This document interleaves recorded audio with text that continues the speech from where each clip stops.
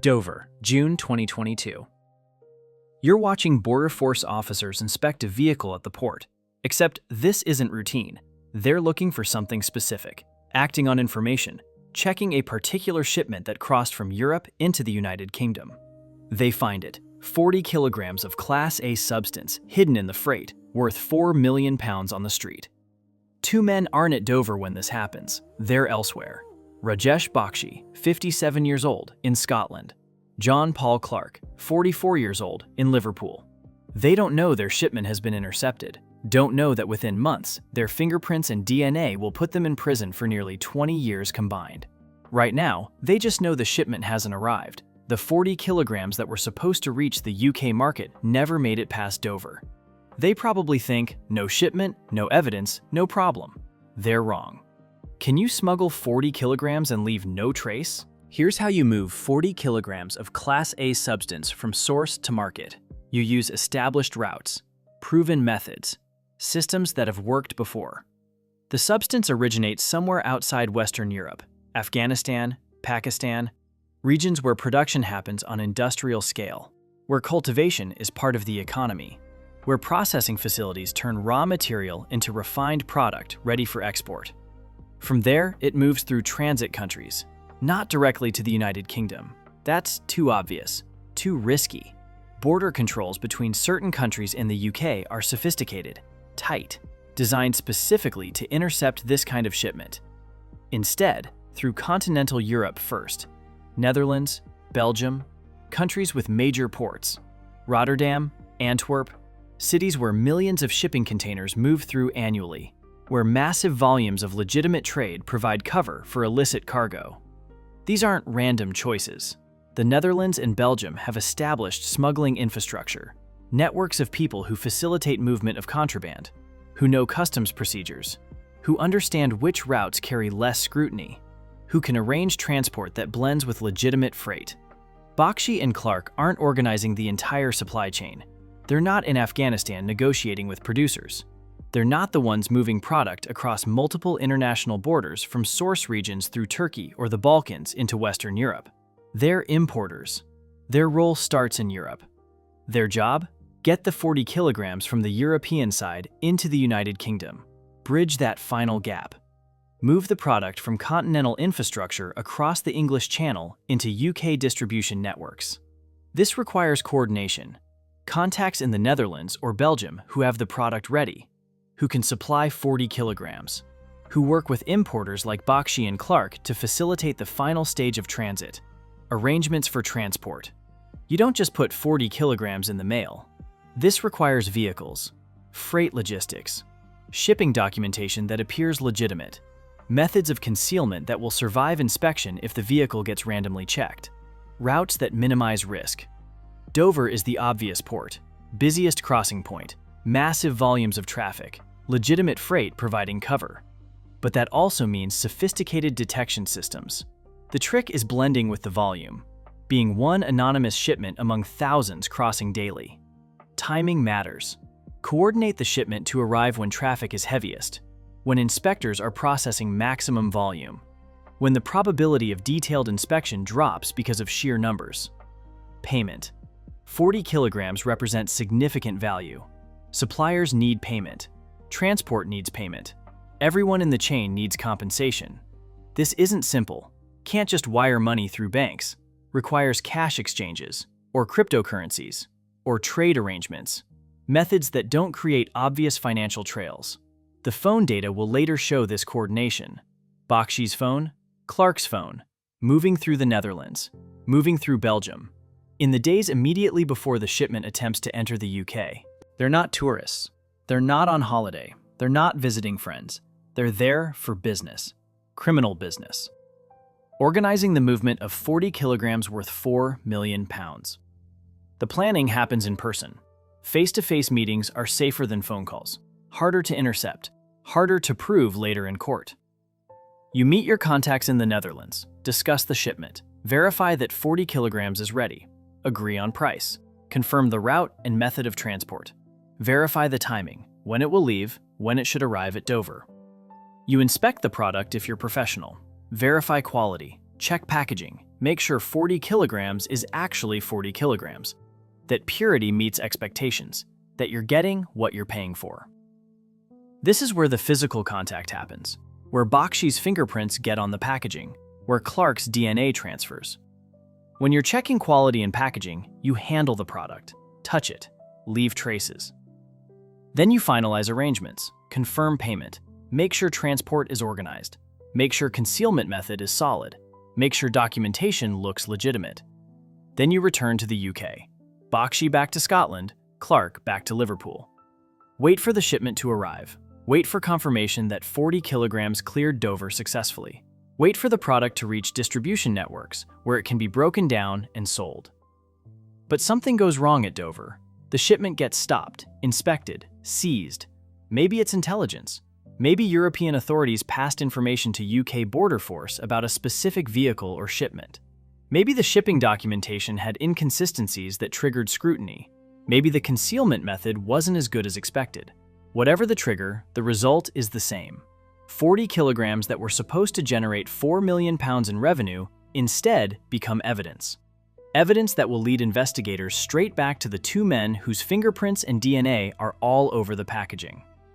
How many trips to the Netherlands does it take to organize 40 kilograms? When Border Force seizes 40 kilograms of Class A substance, they don't just confiscate it. They process it as evidence. Every package gets photographed, documented, handled with forensic protocols. Because this isn't just about removing contraband from circulation. This is about building a criminal case. The 40 kilograms is packaged carefully, multiple layers, outer wrapping, inner wrapping. The substance itself divided into smaller units for easier handling and distribution. Each layer gets examined, photographed, tested, not just for the substance itself, but for traces of who handled it. Fingerprints, DNA, the microscopic evidence that people leave behind when they touch things. This is where Bakshi makes his critical mistake. His fingerprints are on the packaging, not on the outer shipping container, on the internal packaging, the wrapping around the substance itself, the layers that only get touched by people who are handling the product directly, preparing it, organizing it for shipment. These aren't casual fingerprints from briefly touching something in passing. These are prints from someone who spent time handling the packages, who touched multiple surfaces while preparing 40 kilograms for transport. The forensic analysis is conclusive. Rajesh Bakshi physically handled this shipment, put his hands on the packaging, left his fingerprints as permanent evidence of his involvement. Clark makes a similar mistake. His DNA is on the packaging.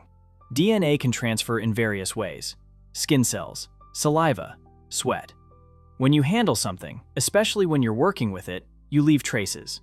Clark's DNA is found on the packaging containing 40 kilograms of Class A substance, not on random surfaces, on the packaging itself, the materials that wrapped the contraband being smuggled into the United Kingdom.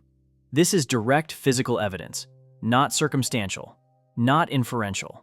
Direct proof that both men had physical contact with 40 kilograms of Class A substance being smuggled into the UK. The packaging tells the story. Bakshi handled it. Clark handled it. They prepared this shipment. They organized this smuggling attempt. And they left evidence on every surface they touched. Can you handle 40 kilograms of Class A substance without leaving traces? Rajesh Bakshi, 57 years old. Indian origin man living in East Lothian, Scotland. On the surface, ordinary life, ordinary residence. Nothing that obviously signals involvement in international smuggling operations. But the fingerprints tell a different story. His prints are on packaging containing 40 kilograms of Class A substance seized at Dover. That physical evidence connects him directly to the shipment, proves he handled it, touched it, prepared it for transport. The phone records add context. His phone traveling to the Netherlands, to Belgium, in the time frame immediately before the Dover seizure. Not once. Multiple data points showing presence in the exact regions where European smuggling infrastructure operates, where contacts would be made, where arrangements would be finalized. This isn't coincidence. This is coordination. Bakshi traveling to continental Europe to organize the movement of 40 kilograms, meeting with suppliers or facilitators, handling the product directly, leaving his fingerprints on the packaging, then returning to Scotland, waiting for the shipment to clear Dover, waiting for 40 kilograms worth £4 million to enter UK distribution networks. Except the shipment never clears Dover, gets intercepted instead. And those fingerprints become the evidence that destroys his freedom. The National Crime Agency builds the case methodically. The fingerprints are undeniable. The phone data shows presence in the right places at the right times. The timing correlates perfectly with the smuggling attempt. Bakshi isn't a random person whose prints accidentally ended up on packaging. He's someone who physically handled 40 kilograms of Class A substance being smuggled into the United Kingdom.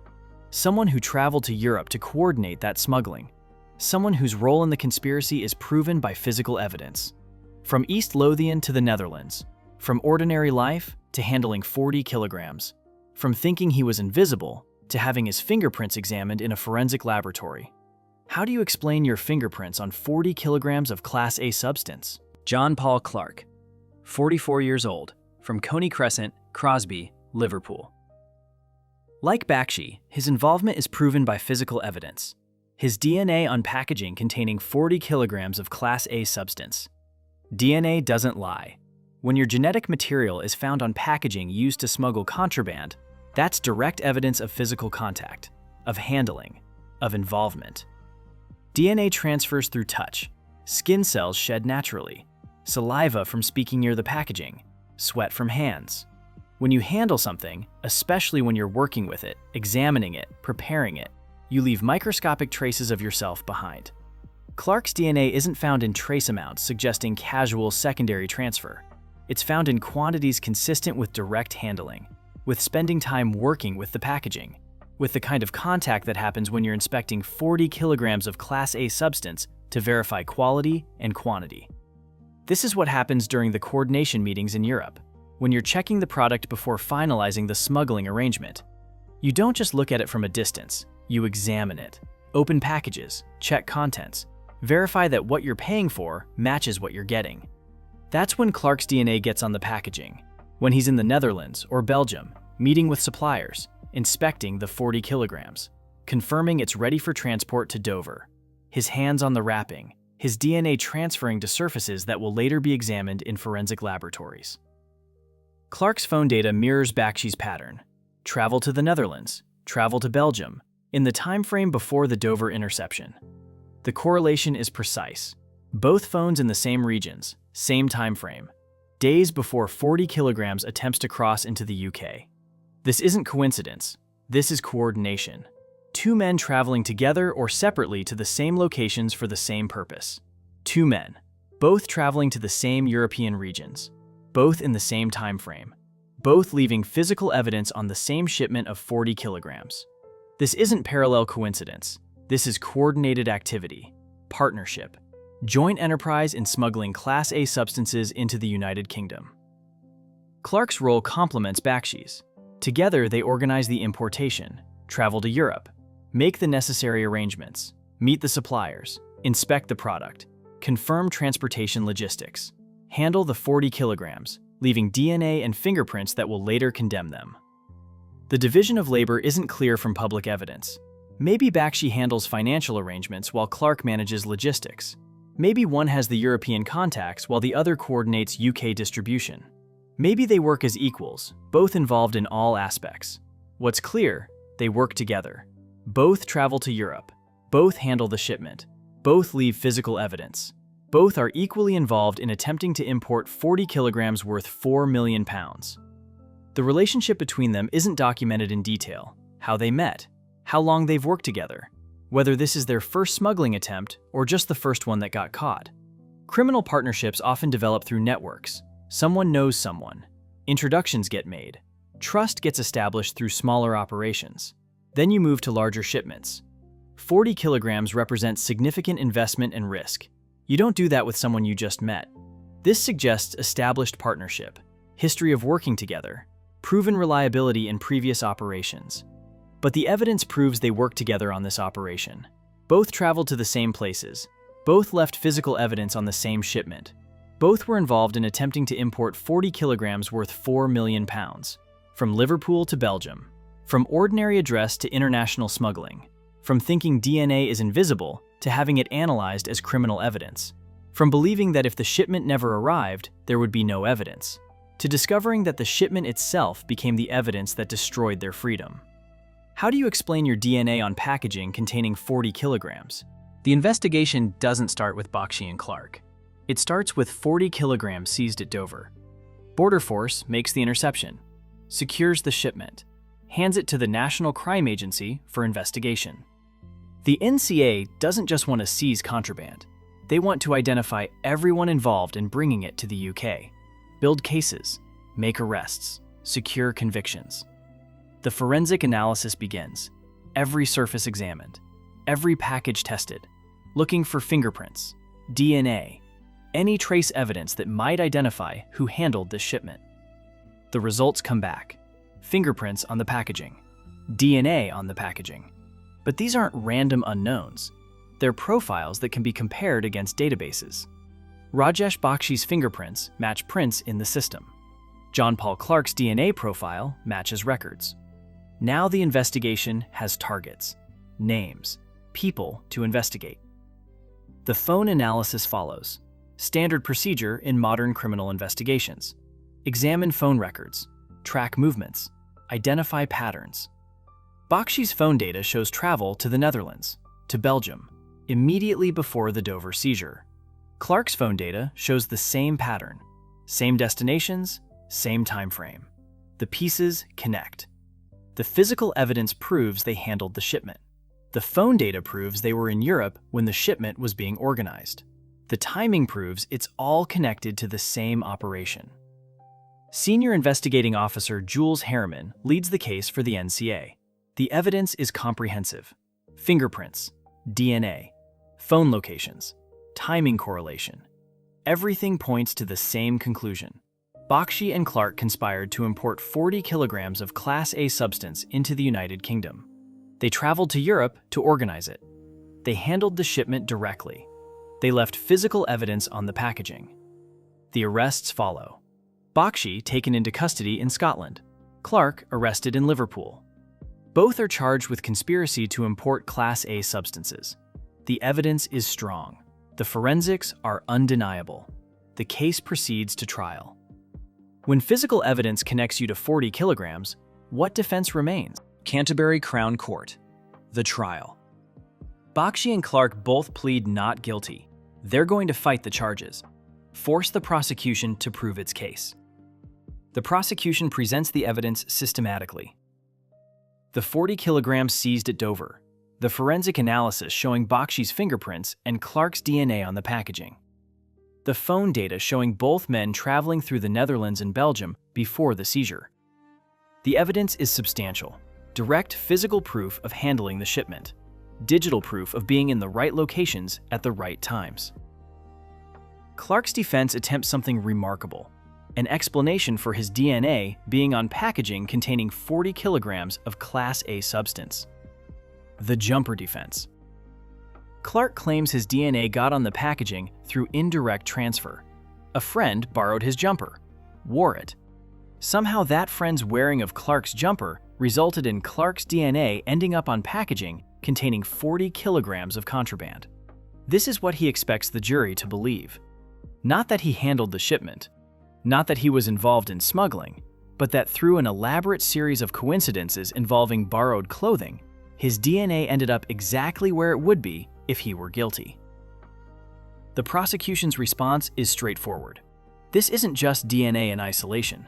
This is DNA combined with phone records showing Clark in the Netherlands and Belgium immediately before the Dover seizure, timing that correlates exactly with the smuggling operation.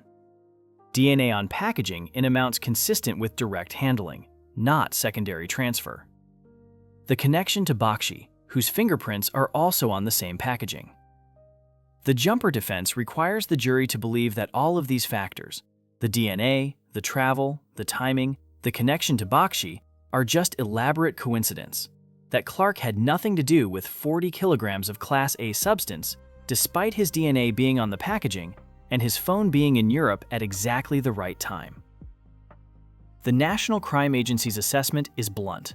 This is an attempt to pull the wool over the jury's eyes, to create doubt through absurd explanations that ignore the totality of evidence. The jury deliberates, reviews the evidence, considers the defense explanations. They're not convinced by the jumper story. Can you convince a jury that your DNA got on 40 kilograms through a borrowed jumper? Canterbury Crown Court. Weeks of proceedings. The defense tries, attempts to create reasonable doubt. The jumper explanation. Arguments about circumstantial evidence. Suggestions that coincidence might explain the correlations. But the evidence is too strong.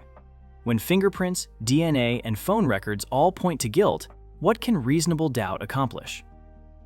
November 27, 2025. Canterbury Crown Court. Rajesh Bakshi and Jon-Paul Clark return for sentencing, both convicted of conspiracy to import Class A substances. The judge considers the evidence, the scale of the operation, 40 kilograms worth 4 million pounds, the sophistication, international coordination, travel to Europe, handling of the shipment, the lack of remorse.